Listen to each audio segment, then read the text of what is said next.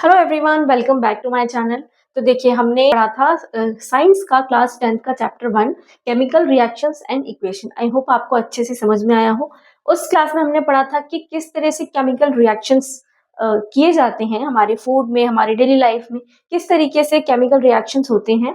ठीक है, पूरा हमने कॉन्सेप्ट उसका पढ़ा था, कॉन्सेप्ट बिल्डर क्लासेस थी। ठीक है, इस क्लास में हम चैप्टर 2 पढ़ेंगे। ठीक है, और उसमें मैंने आपको चैप्टर 1 में बताया था कि जो खाना है वो खराब हो जाता है। ठीक है, बट वो क्यों होता है? एसिडिक और बेसिक प्रॉपर्टीज की वजह से।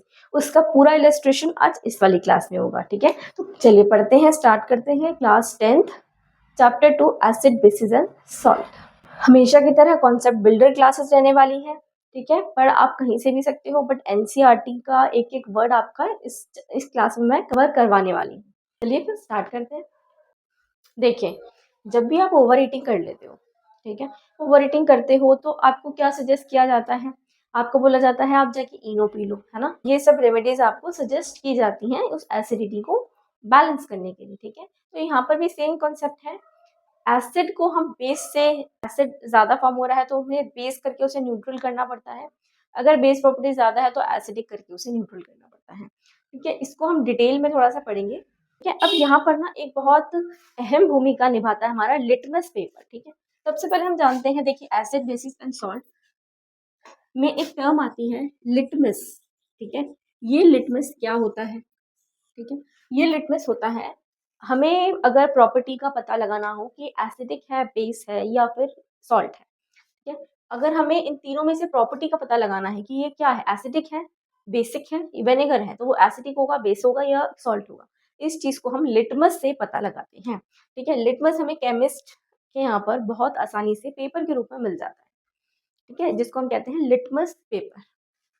पेपर की फॉर्म में भी होता है, डाई की फॉर्म में भी होता है, एक सोल्यूशन की फॉर्म में हो सकता है। ठीक है, लिटमस हमें किसी भी तरीके का किसी भी फॉर्म में मिल सकता है टेस्ट करने के लिए कि जो प्रॉपर्टीज है एसिडिक है, बेसिक है, ये सॉल्ट है। दिस लिटमस सॉल्यूशन, ठीक है, इज अ पर्पल डाई। ये एक पर्पल डाई है जो कि एक्सट्रैक्ट किया जाता है। This is extracted from the plant जिसका नाम होता है लाइकन। लाइकन, ठीक है, लाइकन। अब देखो, ये जो लाइकन प्लांट है एक्सट्रैक्ट किया जाता है इस नाम के प्लांट से। ठीक है, ये वाला जो प्लांट है कौन सी डिवीजन से आता है? That is known as thallophyte. Thallophyte, ठीक है, ये 1 मार्क या 2 मार्क्स के क्वेश्चन में आते हैं ये वाले आंसर्स। ठीक है, इनको ध्यान से सुनना है, प्रिपेयर करना है, स्पेलिंग्स लर्न करनी है, आपको पता होना चाहिए। ठीक है, कौन से, ये जो लाइकन प्लांट है, लिटमस एक पर्पल कलर की डाई होती है जो कि एक्सट्रैक्ट किया जाता है प्लांट में से। उस प्लांट का नाम होता है लाइकन। और ये जो लाइकन है ये थैलोफाइट नाम के, थैलोफाइटा भी कहते हैं, थैलोफाइट भी कहते हैं, इस कैटेगरी से बिलोंग करता है, प्लांट की इस डिवीजन से बिलोंग करता है। अब इस लिटमस का काम क्या होता है? ये बेसिकली वर्क करता है एज अ इंडिकेटर। ठीक है, इंडिकेटर का मतलब इंडिकेट करता है हमें कि इसकी प्रॉपर्टीज क्या है, ये एसिडिक है, बेसिक है, ये सॉल्ट है। देखिए, जितने भी हमारे एसिड्स होते हैं, एसिड्स मीन्स विनेगर हो गया। ठीक है, एसिड ऐसा मटेरियल जिसकी प्रॉपर्टी एसिडिक है, वो टेस्ट में सॉर होते हैं, यानी कि खट्टे होते हैं। ठीक है, और वो ब्लू लिटमस को रेड में कन्वर्ट कर देते हैं। अगर हम उसका लिटमस टेस्ट करेंगे तो ब्लू लिटमस रेड में कन्वर्ट हो जाएगा। इन अ सेम वे जो बेस है वो बिटर होते हैं, कड़वे होते हैं टेस्ट में। ठीक है, और वो रेड लिटमस को ब्लू लिटमस में कन्वर्ट कर देते हैं। इन अ सेम वे हमारे पास एक और नेचुरल इंडिकेटर है। ठीक है, लिटमस, जितने भी मैं क्वेश्चन बता रही हूँ ना, ये 1 मार्क क्वेश्चन में आते हैं कि लिटमस एक आर्टिफिशियल इंडिकेटर है या नेचुरल इंडिकेटर है। ठीक है, तो हमेशा ये एक नेचुरल इंडिकेटर है, जो कि मैंने आपको बताया लाइकन नाम के प्लांट से आता है। ठीक है, ये एक नेचुरल है। और कौन सा नेचुरल इंडिकेटर हो सकता है जो हमें बताता है कि एसिड है या बेस है? एक नेचुरल इंडिकेटर का नाम है जो कि हमारे किचन्स में भी यूज होता है, जिसका नाम है टर्मरिक। टर्मरिक यानी कि हल्दी। हल्दी एक ऐसा इंडिकेटर है नेचुरल जो कि हमें बता सकता है कि एसिड है, प्रॉपर्टीज ये बेस है। ठीक है, फॉर एग्जांपल अगर हमारे कपड़ों पे हल्दी लग जाती है तो उसको हम वॉश करते हैं। ठीक है, जब हल्दी लगती है तो वो येलो कलर की होती है, बट हम उसे वॉश करते हैं सोप से, क्योंकि सोप जो है वो बेसिक होता है नेचर में, इस वजह से वो जो टर्मरिक का जो निशान है ना, वो रेडिश ब्राउन पड़ जाता है, रेड पड़ जाता है। अगेन हम उसको बहुत सारे पानी से धोते हैं तो वो फिर से येलो हो जाता है। ठीक है। तो टर्मरिक भी एक टर्मरिक है जो नेचुरल इंडिकेटर है लिटमस की ही तरह, ठीक है, जो हमें बताता है, ठीक है, रिएक्ट कर जाता है सोप से, क्योंकि सोप जो है वो बेस है नेचर में, ठीक है, इस वजह से, ठीक है। लिटमस और टर्मरिक ये दोनों ही नेचुरल है, ठीक है। कौन से नेचुरल? हमने लिटमस और टर्मरिक, ठीक है। इसके अलावा दो ऐसे आर्टिफिशियल इंडिकेटर्स कौन कौन से हैं? मिथाइल ऑरेंज एक केमिकल है, आर्टिफिशियली प्रिपेयर्ड है, ठीक है, और फिनोल्फथलीन, ठीक है। ये दोनों इंडिकेटर्स एकदम आर्टिफिशियल होता है, आर्टिफिशियल इंडिकेटर्स हैं जो हमें बताते हैं टेस्ट करने से कि एसिड है या बेस है। देखिए, जब भी एसिड और बेस रिएक्ट करता है, ठीक है, मेटल से रिएक्ट करता है कोई भी, तो वो एक सॉल्ट और एक हाइड्रोजन गैस रिलीज करता है, ठीक है। इसका जो एक्टिविटी है वो आप लोगों की एनसीईआरटी की बुक्स में बिल्कुल दे रखी है, उसको मैं यहाँ पर आपको एक्सप्लेन कर रही हूँ, ठीक है। ये हमारे पास एक टेस्ट ट्यूब है, ठीक है। बेसिकली ये एक टेस्ट ट्यूब है और ये यहाँ से क्लोज्ड है, यहाँ पर एक कॉर्क लगा हुआ है और ये यहाँ से बंद कर रखी है। सिर्फ एक डिलीवरी ट्यूब यहाँ से जा रही है जो इस वाले सॉल्यूशन में जाती है, ठीक है। तो बेसिकली इसको समझेंगे कैसे? एक टेस्ट ट्यूब ली हमने, उसमें हमने डाला एक सल्फ्यूरिक एसिड। क्या डाला? Sulphuric acid.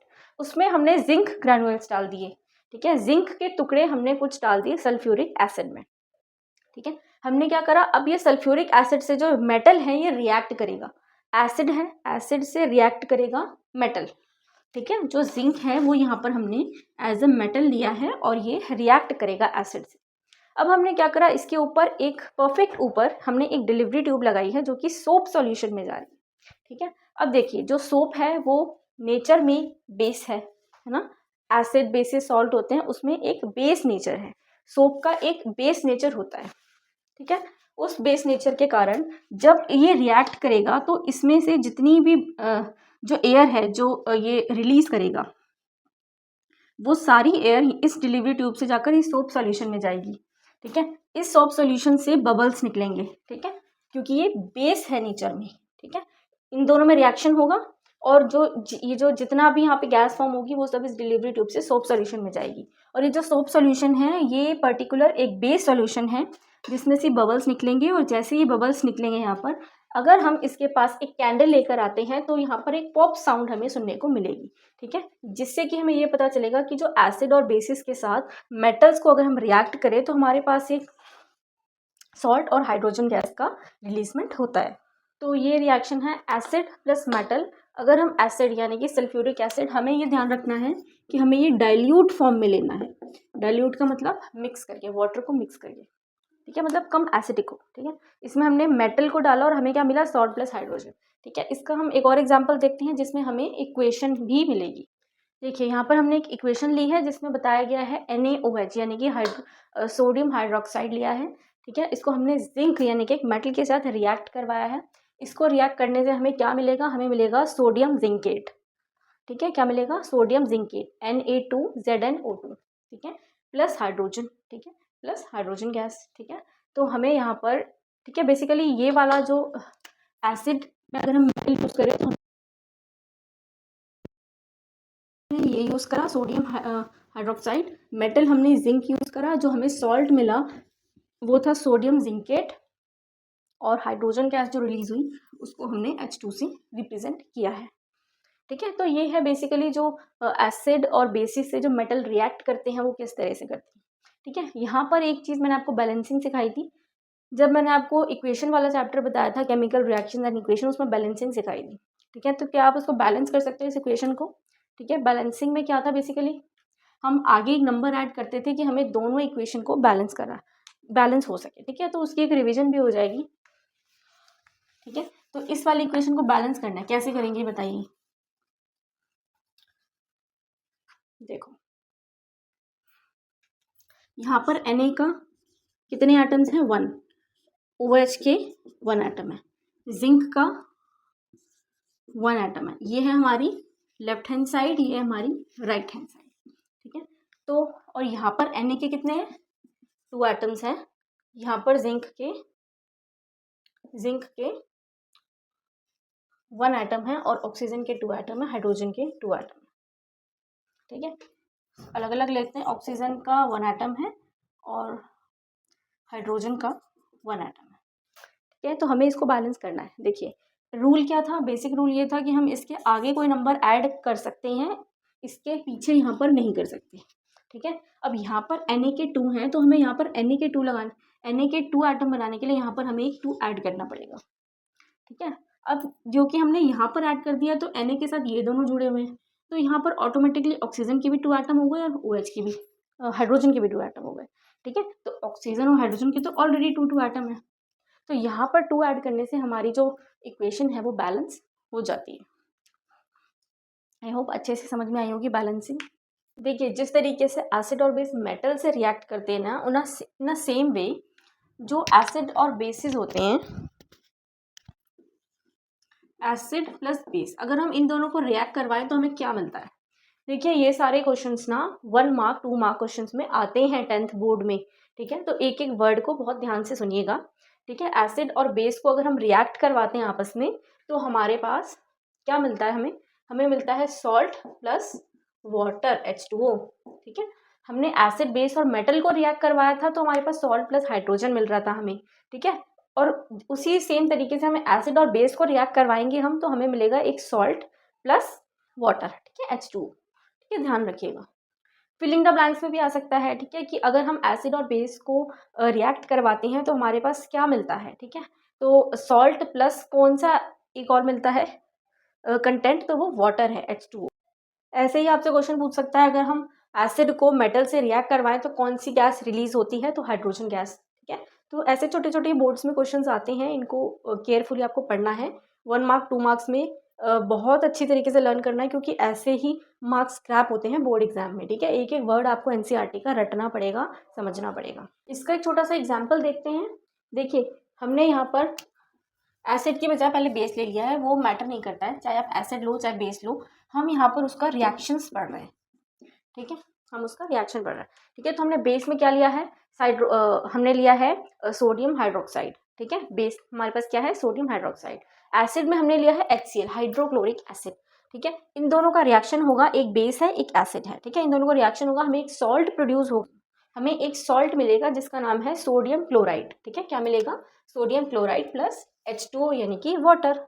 ठीक है, तो ये हमारी इसकी इक्वेशन हो गई। ठीक है, एसिड और बेस को अगर हम रिएक्ट करवाएंगे तो सॉल्ट और हमें वाटर मिले। ठीक है, अब बात करते हैं मेटल ऑक्साइड और एसिड की। अगर हम मेटल ऑक्साइड और एसिड को रिएक्ट करवाएं, ठीक है, हमारे पास एक मेटल ऑक्साइड है, यहाँ पर है हमारे पास एसिड। ठीक है, तो हमें same salt solution plus water दोनों मिलेगा। ठीक है, सॉल्ट और वाटर। अब एक और पॉसिबिलिटी देखते हैं जिसमें कि रिएक्शन होता है नॉन मेटल ऑक्साइड का विद बेस। अब देखिए यहाँ पर एक ट्विस्ट ये है कि जितने भी नॉन मेटल ऑक्साइड्स होते हैं वो सब एसिडिक होते हैं नेचर में। देखो नॉन मेटल ऑक्साइड को भी अगर हम बेस से रिएक्ट करेंगे तो obviously same salt and water. अभी तक जितने भी हमने करा सॉल्ट और वाटर आ रहा है, सिर्फ एक में नहीं आया था। अगर हम एसिड को मेटल से रिएक्ट करवाएंगे, जब हमें क्या मिला था, हाइड्रोजन मिला था, सॉल्ट मिला था और हाइड्रोजन मिला था। ठीक है, बट यहाँ पर हमें सब में सॉल्ट और पानी मिल रहा है, H2O नॉट हाइड्रोजन। ठीक है, तो याद रखना।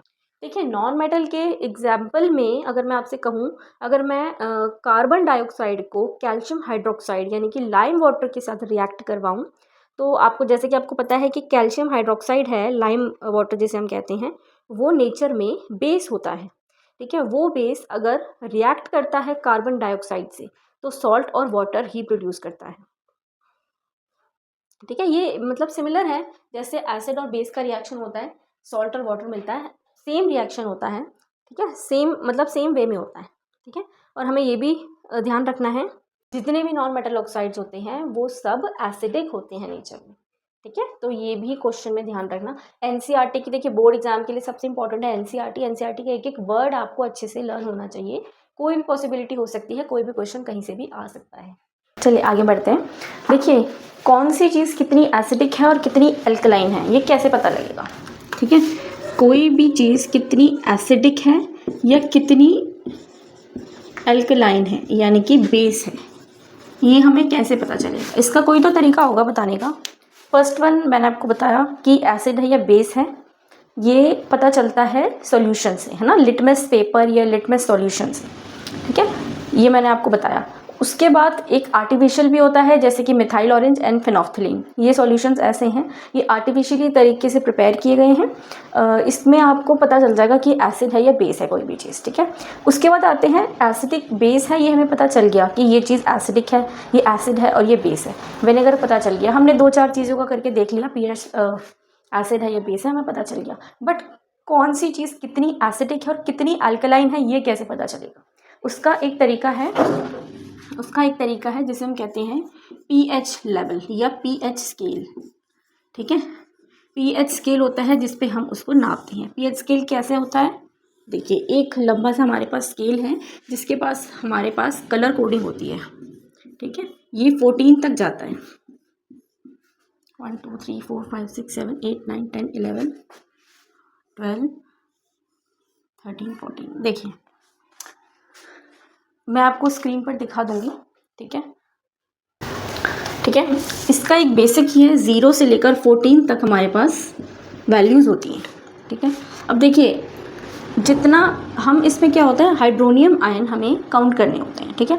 सपोज 0 से लेकर 7 तक ये आता है एसिड की श्रेणी में, और 7 से लेकर 14 तक आता है बेस की श्रेणी में, ठीक है, एसिड की कैटेगरी में, और यहाँ से आ जाएगा बेस की कैटेगरी में।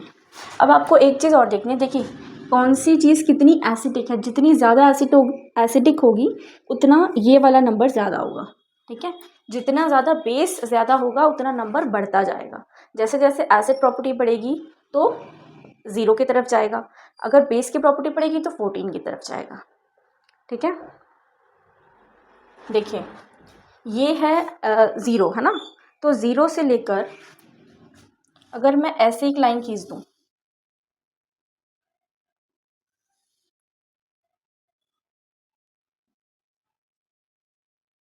ठीक है, ये मैंने एक लाइन खींच दी और इसको मैंने ना शेड कर दिया यहाँ। इसका मतलब पता है क्या है? जो चीज़ जितनी ज़्यादा 0 की तरफ जाएगी वो एसिडिक होगी, यानी कि यहाँ पे जो चीज़ का पीएच आएगा, यानी कि 0 to 1 पीएच, वो चीज़ बहुत ही ज़्यादा एसिडिक होगी, ठीक है। 2 नंबर पे आया तो थोड़ी, मतलब एसिडिक है, बहुत ज़्यादा एसिडिक है पर थोड़ी कम है, और ज़्यादा कम एसिड, और ज़्यादा कम एसिड, और ज़्यादा कम एसिड, करते करते 7 में बिल्कुल न्यूट्रल हो जाता है, मतलब नहीं के समान ही आता है, ठीक है। और यहाँ से ऐसा ऐसा होता होता बहुत ज़्यादा कम एसिड हो जाता है, ठीक है। 7 को हम मानते हैं न्यूट्रल, यानी कि बराबर का पीएच है, ना एसिडिक में आता है ना बेस में आता है, बराबर है, ठीक है। 14 नंबर पे आते आते 13-14 नंबर पे आता है तो बहुत ज़्यादा एसिडिक की जो प्रॉपर्टी है वो कम हो जाती है, अल्कलाइन ज़्यादा है। ये वाली जो लाइन है ना, जो शेडेड नहीं है, उसको हम अल्कलाइन में लेते हैं, ठीक है, और जो शेडेड पार्ट है वो एसिड में लेंगे, ठीक है। जितना ज़्यादा शेड पार्ट है ये सब एसिड है, कम एसिड और कम एसिड और कम एसिड और कम एसिड होता होता होता 14 नंबर पे आके बिल्कुल ख़त्म हो जाता है एसिडिक, ठीक है। ऐसे ही बेस है, इसमें बेस कम है, थोड़ा ज़्यादा बेस हुआ, ज़्यादा बेस हुआ, और ज़्यादा और ज़्यादा और ज़्यादा, 14 पे आते आते पूरा बेस ही रह जाता है, ठीक है, पूरा ही अल्कलाइन हो गया, ठीक है। ये एक मेजरमेंट स्केल है जिससे हम नापते हैं कि कितनी एसिड और बेस है, ये हमें पता चल गया सॉल्यूशन से, बट कितना एसिड और कितना बेस है, ठीक है, कितना एसिड है, कितनी अल्कलाइन कोई चीज़ है, तो ये हमें पता चलता है पीएच स्केल से। अब सवाल ये है कि कैसे ये पीएच स्केल बता देता है कि कौन सी चीज़ एसिड और कितनी बेस है, कैसे बता देता है? सबसे पहले जो भी हमारे पास सॉल्यूशन होता है, जो भी हमारे पास यहाँ पर सॉल्यूशन होगा, ठीक है, उसमें जितने भी हाइड्रोजन आयंस होंगे ना, जितने भी हाइड्रोजन के आयंस हैं वो मेजर किए जाते हैं, ठीक है।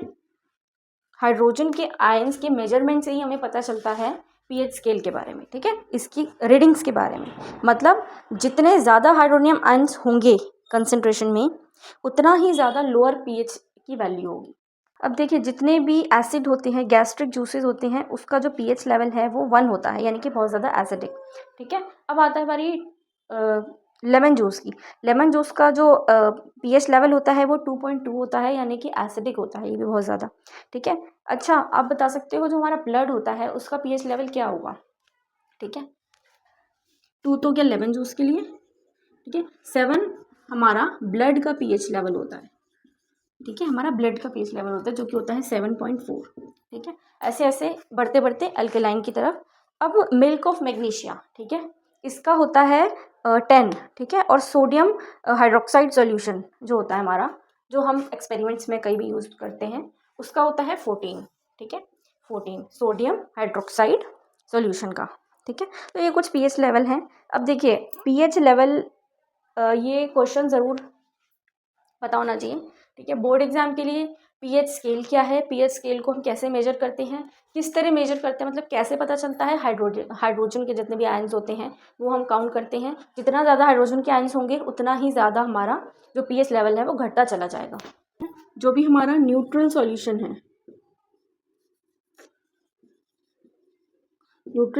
है, उसका हमारा pH अराउंड 7 होगा।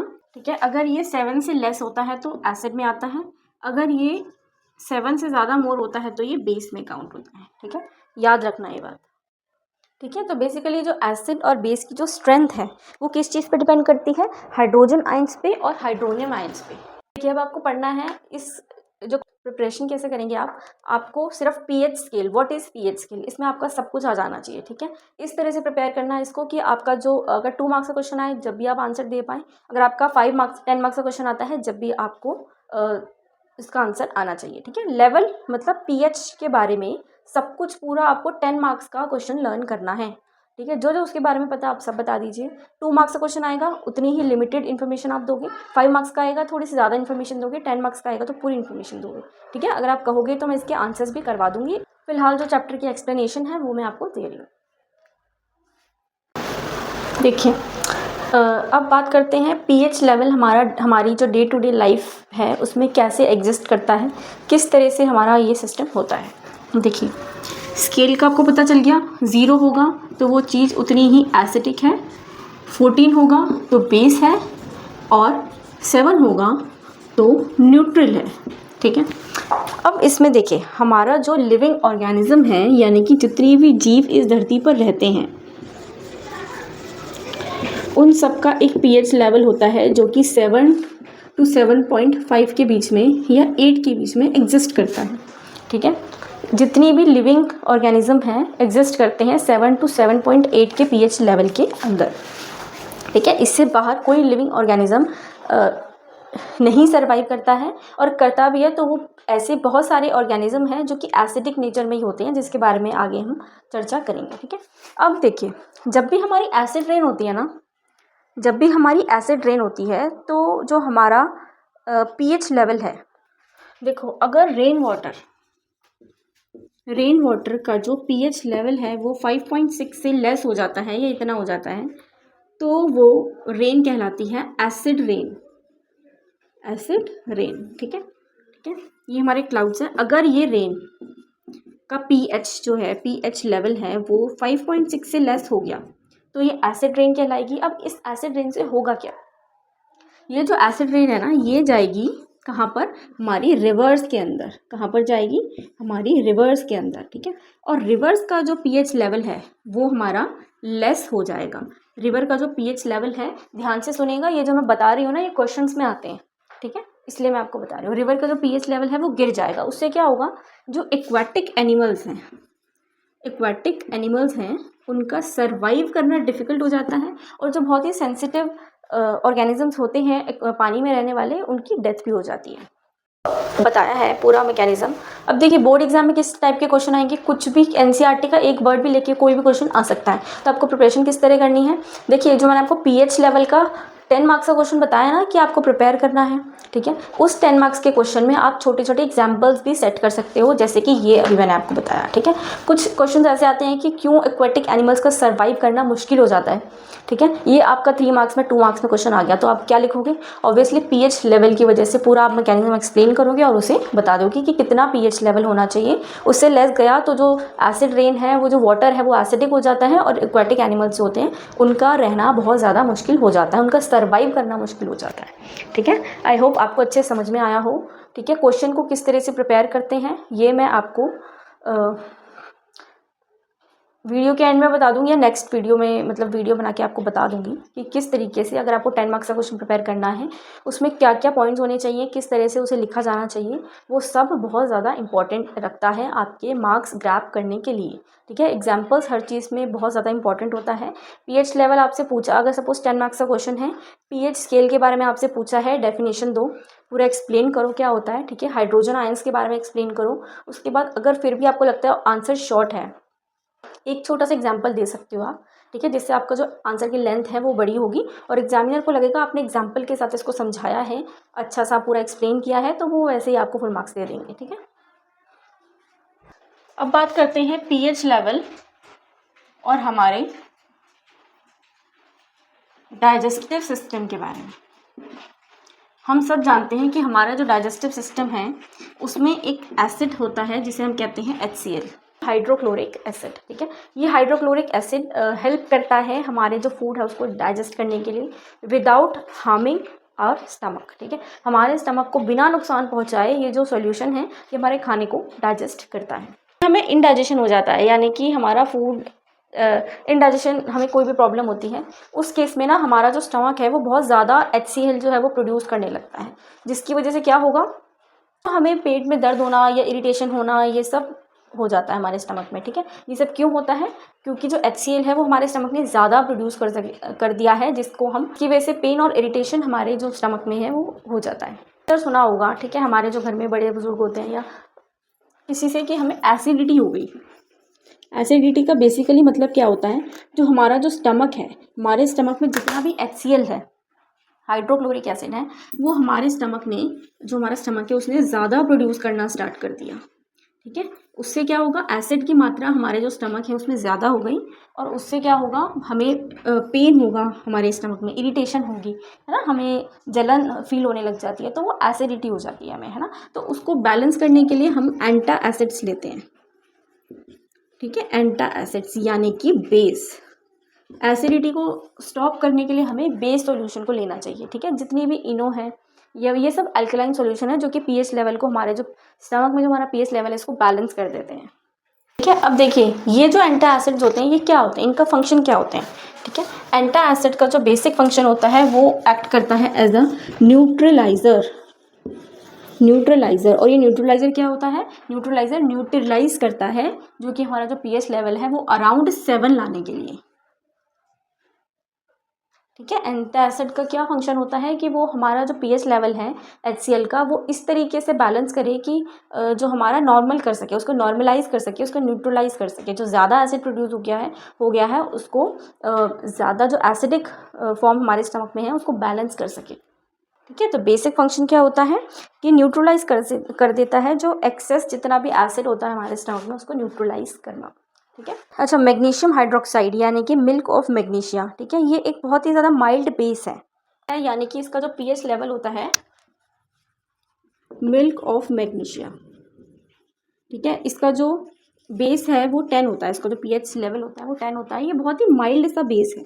ठीक है, एंटा एसिड्स में सबसे पॉपुलर समझ लीजिए, मतलब ये एक टाइप ऑफ न्यूट्रलाइजर है जिसका जो पीएच लेवल है वो 10 है, उसको न्यूट्रलाइज करने के लिए। ठीक है, antacid act as a neutraliser. ठीक है, एक बेसिक सा न्यूट्रलाइजर हम लोग यूज़ करते हैं जिसका नाम होता है मिल्क ऑफ मैग्नीशिया, जिसका पीएच लेवल 10 होता है। Next, day to day life में, एवरीडे लाइफ में हमारे पास एक और होता है cause of tooth decay. Cause of tooth decay का मतलब जो भी हमारे दांत में सड़न हो जाती है ना वो पैदा होती है पीएच लेवल की तरफ से। ठीक है, हमारा जो पीएच लेवल है हमारे माउथ का अगर 5.5 से नीचे होता है तो हमारा जो ये रीज़न होता है हमारे टूथ डिके का। हमारा टूथ डिके होना स्टार्ट हो जाता है अगर हमारा पीएच लेवल हमारे माउथ का 5.5 से डाउन जाता है तो। ठीक है, अब देखो 5.5 से डाउन जाएगा तो स्टार्ट हो जाता है हमारा टूथ डिके। ठीक है, अब ठीक है, जो कि हमारा टूथ इनामल होता है। ये क्या होता है, हमारा जो किस चीज़ से बना होता है ये। ठीक है, ये होता है हमारा जितना भी कैल्शियम फॉस्फेट के जो क्रिस्टल्स होते हैं, अ फॉर्म ऑफ क्रिस्टल्स, मतलब लगा लो कि crystalline form of calcium phosphate होते हैं, उस टाइप के मटेरियल से हमारा ये इनामल बना होता है और ये हमारी बॉडी में सबसे हार्डेस्ट पार्ट होता है। ठीक है, सबसे हार्डेस्ट, यहीं से हमारा 1 मार्क का क्वेश्चन एक और आता है, hardest part of our body तो होता है टूथ इनामल, जो हमारे दांत होते हैं। ठीक है, क्यों? Because of crystalline form of, it's made of crystalline form of calcium phosphate. ये पानी में घुलता नहीं है, जो इनामल है वो पानी में घुलता नहीं है, बट इसकी एक प्रॉपर्टी होती है, अगर इसका जो पीएच लेवल है वो गिर जाता है, अगर ये कोरोडेड होना स्टार्ट हो जाता है, कोरोडेड मतलब घिसना स्टार्ट हो जाता है, क्यों? क्योंकि जो हमारा माउथ का पीएच है वो गिर जाता है। जब भी गिर जाता है तो टूथ डिके की समस्या आ जाती है। हमारा जो बैक्टीरिया होता है हमारे माउथ के अंदर वो प्रोड्यूस करता है एसिड्स। ठीक है, क्यों करता है? By the degradation of sugar and food. जितना भी शुगर और फूड डिग्रेड हो रहा है हमारे माउथ के अंदर, वो सब प्रोड्यूस, जो बैक्टीरिया उससे प्रोड्यूस होता है वो सब एसिड्स प्रोड्यूस करते हैं, जो कि हमारे खाने के बाद हमारे मुंह में खाने के कुछ जो पार्टिकल्स हैं वो रह जाते हैं। ठीक है, और बेस्ट वे क्या होता है इससे प्रिवेंट करने का, कि हमें हमारे मुंह को ना धोना चाहिए आफ्टर, जब भी हम खाना खाएं, कहते हैं ना खाना खाने के बाद कुल्ला कर लेना चाहिए। ठीक है, यही रीज़न होता है, जब हम कुल्ला नहीं करते हैं, हमारे जो माउथ है उसके बैक्टीरिया को साफ़ नहीं करते हैं, तो टूथ डिके की समस्या आ जाती है। ठीक है, उसका बेस्ट यूज़ है कि आप जब भी खाना खाएं, एक्ट करते हैं एज अ न्यूट्रलाइज़र। ठीक है, जो हमारे मुंह के जो पीएच लेवल है उसको मेंटेन करते हैं। ठीक है, उसको न्यूट्रलाइज करते हैं। ठीक है, तो सपोज़ हमारा माउथ है ये, ठीक है, जितने भी हमारे इमेजिनरी पर्पज़ से मैं आपको समझाने के लिए बता रही हूँ, जितना हमारा माउथ है इसमें जो रिमेनिंग फूड पार्टिकल्स होते हैं ये डिग्रेड होना स्टार्ट हो जाते हैं। उससे क्या होता है, जो हमारे मुंह में जो बैक्टीरिया होता है वो प्रोड्यूस करना स्टार्ट कर देते हैं, उसकी वजह से एक्सेस जो एसिड है वो प्रोड्यूस होना स्टार्ट हो जाता है। जैसे ही एसिड प्रोड्यूस हुआ, हमारा जो पीएच लेवल है वो 7 से सीधा 5.5 आया या इससे नीचे आया, तो हमारा जो डिके का प्रोसेस है, टूथ डिके का, वो स्टार्ट हो जाता है। ठीक है, जिससे हमारा जो टूथ है वो डिके हो जाएगा। उसको बैलेंस करने के लिए, न्यूट्रलाइज करने के लिए हमें क्या करना चाहिए? हमें जब भी हम खाना खाएं, खाना खाने के बाद हमें अपना माउथ है अच्छे से वॉश करना चाहिए। मुंह के अंदर जितना भी बैक्टीरिया है, बचा हुआ खाना है वो नहीं होना चाहिए। दिन में ट्वाइस अ डे हमें ब्रश करना चाहिए। ब्रश करने में ब्रश जो टूथपेस्ट है वो बेसिकली न्यूट्रलाइज़र होता है, जो कि बेस फॉर्म में होता है, मतलब न्यूट्रलाइज़ करता है हमारे मुंह का जो पीएच लेवल है। ठीक है, उसके अलावा देखिए एक और बात मैं आपको बता दूं, जो कि आउट ऑफ सिलेबस है, ऐसा कुछ नहीं। जब भी हम ब्रश करें ना, तो हमें अपने, जब भी ब्रश करेंगे ट्वाइस अ डे करना चाहिए, बट हमें ना अपने माउथ को साफ़ रखना चाहिए, बट ज़्यादा घिसना नहीं चाहिए, बहुत ज़्यादा। पता है क्यों होता है? क्योंकि हमारा जो इनामल होता है ना वो घिस जाता है। टाइम पे टाइम हमारा जो दांतों के ऊपर जो इनामल होता है, जो लेयर होती है वो घिस जाती है, जिसकी वजह से सेंसिटिविटी बढ़ जाती है। ठीक है, जब भी कुछ ठंडा गर्म कहते हैं ना, सेंसिटिविटी हो गई, वो इस वजह से हो जाती है, तो नहीं करना चाहिए। ठीक है, मतलब बहुत जेंटल तरीके से माउथ को वॉश करना चाहिए, ज़्यादा ब्रश वॉश करो पर जेंटल तरीके से। ठीक है, भी पीएच लेवल है, एसिड और बेस, इसकी वजह से एनिमल्स और प्लांट्स अपना सेल्फ डिफेंस कैसे करते हैं। ठीक है, ये भी एक एग्जांपल है डे टू डे लाइफ का, कैसे हम पीएच लेवल को या एसिड और बेस फॉर्म में मैनेज करते हैं। आपको कभी किसी मधुमक्खी ने काटा है? बी ने। ठीक है, अगर आपको किसी मधुमक्खी ने काटा होगा, देखा होगा कि बहुत ज़्यादा इरिटेशन होती है, दर्द होता है, वहाँ पर सूजन आ जाती है ना, तो ऐसा क्यों होता है? ठीक है, ये भी एक डे टू डे लाइफ का एग्जाम्पल है। जो बी का स्टिंग होता है ना, यानी कि उसका जो डंक होता है, वो बेसिकली प्रोड्यूस करता है एक एसिड। क्या प्रोड्यूस करता है? एक एसिड, इरिटेशन को कॉज करता है। ठीक है, तो ये जो बी का स्टिंग होता है ना, ये प्रोड्यूस करता है मेथनोइक एसिड।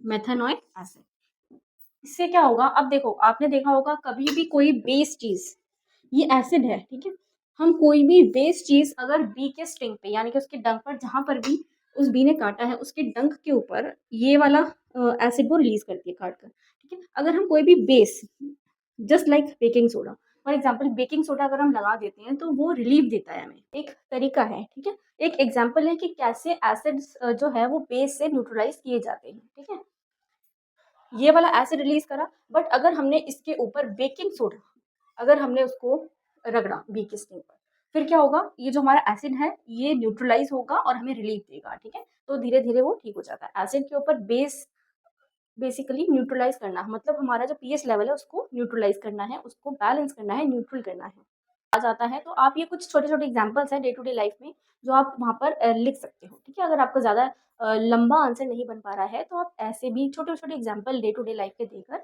उस आंसर को कंप्लीट कर सकते हो।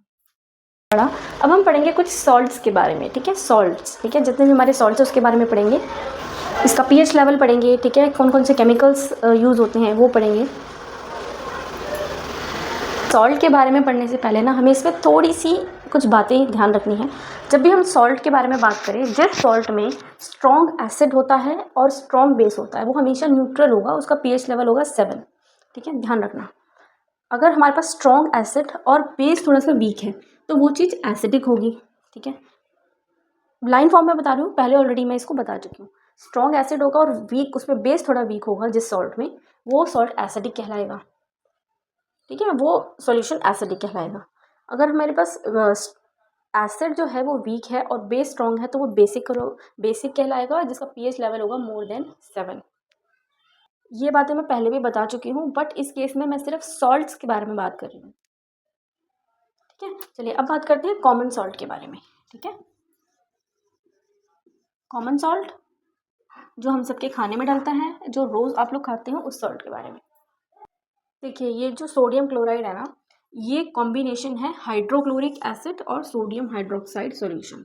Again 1 mark question. Sodium chloride जो कॉमन सॉल्ट है हमारा, वो किन 2 केमिकल्स को मिलाकर बना है? Number 1 is hydrochloric acid and second one is sodium hydroxide.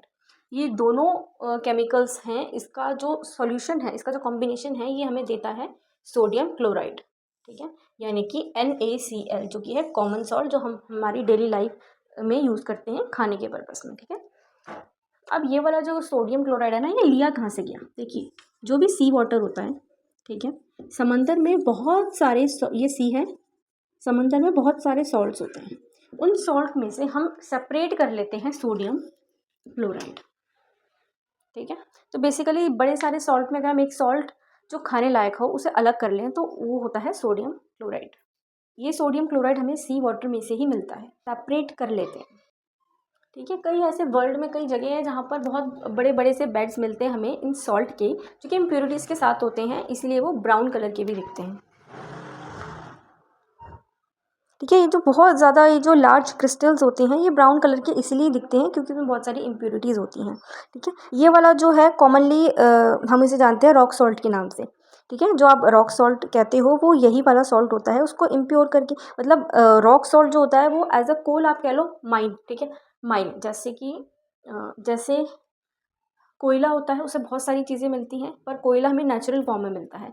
इसी प्रकार हमें रॉक सॉल्ट भी एक नेचुरल फॉर्म है जिससे हम अपना ये NaCl सोडियम क्लोराइड बनाते हैं, ठीक है। इस बेसिकली लाइक, ठीक है। तो आपने डांडी मार्च के बारे में भी ज़रूर सुना होगा, जो गांधी जी ने चलाया था फ्रीडम स्ट्रगल के बारे में, वो भी कॉमन सॉल्ट से रिलेटेड था। वहाँ भी हम इसी तरीके से समुद्र में से नमक बनाया करते हैं। तो चलिए, सॉल्ट 4 और टॉपिक कवर करने हैं, ठीक है, जो कि अ टाइप ऑफ सॉल्ट कह लीजिए, ठीक है।